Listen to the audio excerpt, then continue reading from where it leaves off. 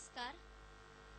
પરમ શક્તિ અને પરમ સત્યનું સ્મરણ કરીને અર્વાચીન યુગના આદ્ય કવિ શ્રી નર્મદનગર સુરતના પ્રબુદ્ધ નગરજનો, વડીલો અને મિત્રોને પ્રાચીન યુગના આદ્ય કવિ શ્રી નરસિંહનગરી જુનાગઢની દીકરી રાધાના શત શત વંદન. આ મારો ઈશ્વર સાથેનો સીધો સંવાદ છે. ગીતામાં ગાયું છે કે યુગે યુગે તું આવીશ. રામ થઈને કહ્યું છે પ્રાણ ભોગે વચન પાળીશ. મને નથી લાગતું તું આવી શકીશ, નથી લાગતું વચન પાળી શકીશ. જ્યારે કરી આ મોટી મોટી વાતો અને આપ્યા આ વચન, ત્યારે હતો સતયુગ, ત્રેતા કે દ્વાપર? શું થશે તારા વચનનું? છે આ તો કળિયુગ હળાહળ. ચલાવ્યા હશે ચક્રો અને પકડ્યા હશે ધનુષ બાણ, પણ લઈને આવીશ જો શસ્ત્રો જૂના તો થશે તારી હાર. અણુયુગ અને જૈવિક શસ્ત્રોના યુગમાં આ ચકરડા અને તીરકાંઠા ક્યાંથી આવે કામ? બોલ, છે તારી પાસે ગ્રીક કે ઇટાલીની બોફોર્સ તોપ, AK-47 કે પછી RDX? નાથ્યો હશે કાળી નાગ ક્યારેક કોઈ એકાદ. આજે તો હજારો સર્પોની ભીસમાં છે ભારત માતા, તારી જ દેવકીની સમાન.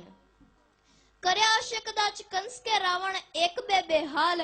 આજે તો અહીં હજારો આતંકવાદી પ્રાણી છે વિકરાળ. અને માટે જ કહું છું ભગવાન, અવાય તો જ આવજે, ને જો આવે તો તારી જાતને સંભાળજે.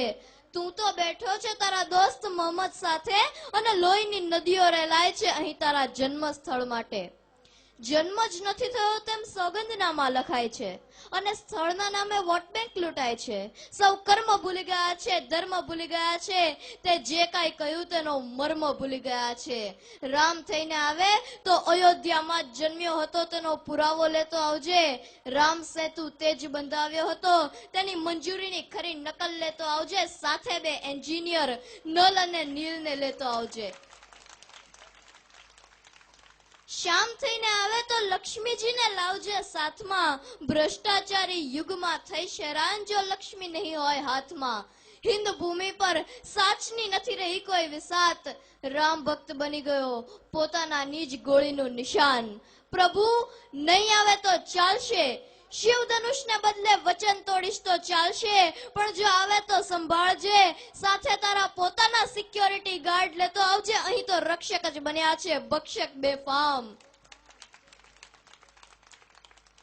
હજારો તિરાડો પડી છે અંતરમાં, વધી ગયા છે અંતર અંતરમાં. આયુધો મૂકીને હેઠા નિષ્પ્રાણ બની ગયા છે પાર્થ સગળા.